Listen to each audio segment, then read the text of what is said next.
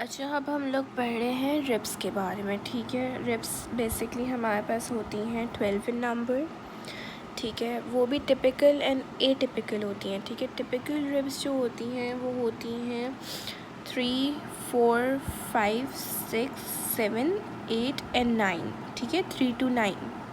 और जो एटिपिकल होती हैं वो 1, 2, 10, 11, 12। ठीक है। अच्छा, अब हमारे पास 3 टाइप्स होती हैं। ठीक है, एक होती है ट्रू रिब, एक होती है फॉल्स रिब और एक होती है फ्लोटिंग रिब्स। ठीक है, ट्रू रिब्स क्या होती हैं?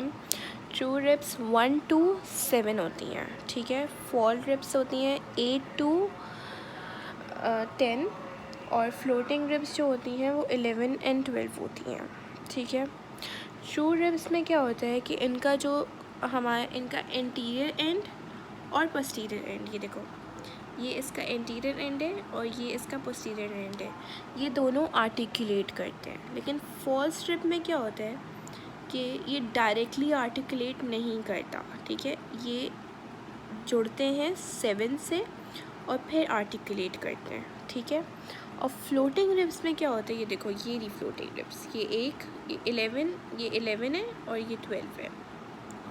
ठीक है, फ्लोटिंग रिब्स का इंटीरियर एंड होता ही नहीं है। ठीक है, तो हम लोग पहले टिपिकल रिब्स की बात करते हैं कि टिपिकल रिब्स के फीचर्स क्या क्या हैं। राइट, ओके, वेट,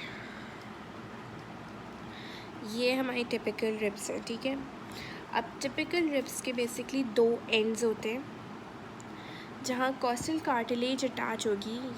ये एंटीरियर एंड है, ये इसका पोस्टीरियर एंड है और इसके 2 सरफेसेस होते हैं, ये इनर सरफेस और ये आउटर सरफेस। ठीक है, आउटर सरफेस जो है वो बेसिकली स्मूथ होता है और इनर सरफेस जो होता है वो रफ़ होता है और वो शार्प होता है।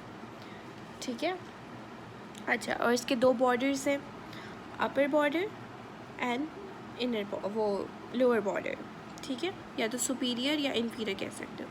ठीक है, तो 2 एंड्स आ गए, interior end and posterior end. 2 surfaces हैं, inner surface and outer surface, और 2 बॉर्डर्स हैं, upper border and lower border. ठीक है, अब बेसिकली ये 3 पार्ट्स में डिवाइडेड है, हेड, नेक एंड ट्यूबरकल। ठीक है, और ये पूरी बॉडी आ जाती है। ठीक है, पोस्टीरियर एंड 3 पार्ट्स में डिवाइडेड है, हेड, नेक एंड ट्यूबरकल। ठीक है, अब इसका हेड पढ़ते हैं पहले। हमारे पास हेड के पास हमारे पास 2 आर्टिकुलर फैसेट्स होते हैं। ठीक है, और ये एक क्रेस्ट से सेपरेटेड होते हैं। ठीक है, 2 आर्टिकुलर फैसेट्स हैं और वो क्रेस्ट से सेपरेटेड है। सपोज़ ये हमारा आर्टिकुलर फैसेट है और एक क्रेस्ट ये 2 फैसेट्स हैं यहाँ पर। ठीक है, और ये क्रेस्ट है। ठीक है, अच्छा, जो सुपीरियर फैसेट होते हैं ना, ये, ठीक है, ये सुपीरियर फैसेट है, ये एक तो छोटा होता है। ठीक है, और ये इसका अबव जो वर्टिब्रा होगा ना, अब ये पोस्टीरियर एंड है। ठीक है, पोस्टीरियर एंड हमेशा वर्टिब्रा से आर्टिकुलेट करते हैं। ठीक है, तो जो इसका सुपीरियर आर्टिकुलर फैसेट है ना, वो इसके वर्टिब्रा ऊपर वाले से आर्टिकुलेट करेगा, और जो इन्फीरियर है ना, वो आर्टिकुलेट करेगा इसके अपने। सपोज़ ये सेकेंड रिब है। ठीक है, या ये फर्स्ट रिब है। ठीक है, तो इसका सेकेंड रिब है। ठीक है, तो इसका जो सुपीरियर आर्टिकुलर फैसेट है ना, वो फर्स्ट रिब से आर्टिकुलेट करेगा, और जो इन्फीरियर आर्टिकुलर फैसेट है ना, वो इसके सेकेंड रिब्स, वो जो वर्टिब्रा है उससे आर्टिकुलेट करेगा। ठीक है, अच्छा, अब हम आ जाते हैं नेक पे। नेक क्या करता है? हेड और ट्यूबरकल को सेपरेट करता है। ठीक है, उसके बाद आ जाता है ट्यूबरकल्स पे।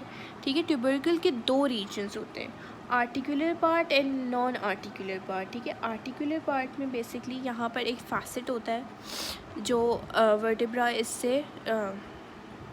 वर्टिब्रा का एक पार्ट आके इससे आर्टिकुलेट करते हैं। ठीक है, और नॉन आर्टिकुलर पार्ट में कोई फैसेट नहीं होगा, इसमें सिर्फ लिगामेंट्स अटैच होते हैं। ठीक है, अच्छा, और अब हमारे पास यहाँ पर आ जाते हैं ये इसकी पूरी बॉडी है, ठीक है। यहाँ पर ये इंटरनल सरफेस है, ये एक एंगल बना रही थी, जैसी लाइक रिब कर्व हो रही होती है ना, एक एंगल बनाती है, वैसे इसका नाम एंगल होता है।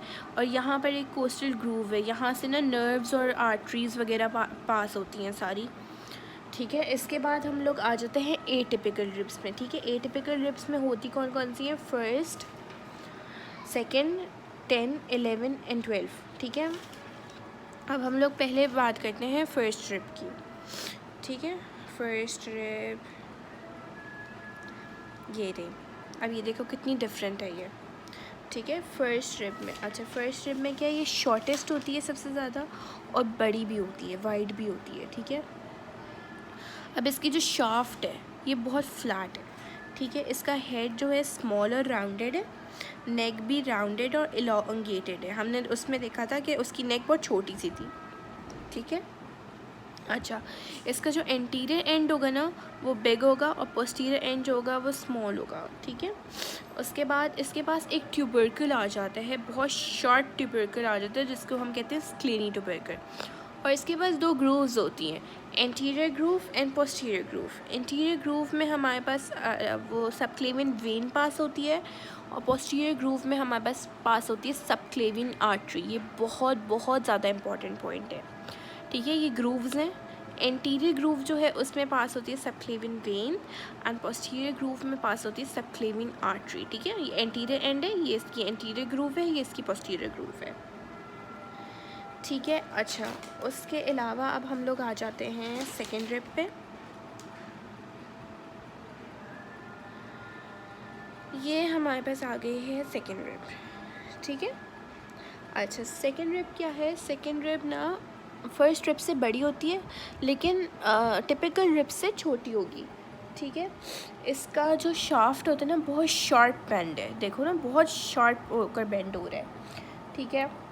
अच्छा, इसके पास भी ट्यूबरकल होता है, ठीक है। और इसमें हाँ, इसमें और कोई ऐसी बात नहीं है, ठीक है। अब आ जाते हैं 10th रिब में। हमारे पास 10th रिब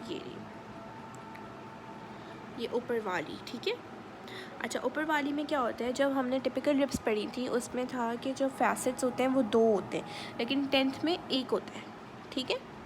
तो ये इसको अलग करता है बाकी सारे रिब्स से। और फिर आ जाती है 11 एंड 12, ठीक है। 11 एंड 12 जो होती हैं वो फ्लोटिंग रिब्स होती हैं, तो उसका एंटीरियर एंड होगा ही नहीं। सबसे इम्पॉर्टेंट बात ये है कि इनके एंटीरियर एंड्स नहीं होते, ठीक है। तो इसकी कोई इसकी कोई अटैचमेंट नहीं होगी, ठीक है। अच्छा, 11 रिब जो होती है ना वो बेसिकली उसका एंटीरियर एंड जो होता है वो पॉइंटेड होता है। एंटीरियर एंड होगा लेकिन वो अटैच नहीं हो रहा होगा, ठीक है, कोई इसकी आर्टिकुलेशन नहीं होगी। तो एंटीरियर एंड जो होता है 11 का वो इसका शार्प होता है, ठीक है।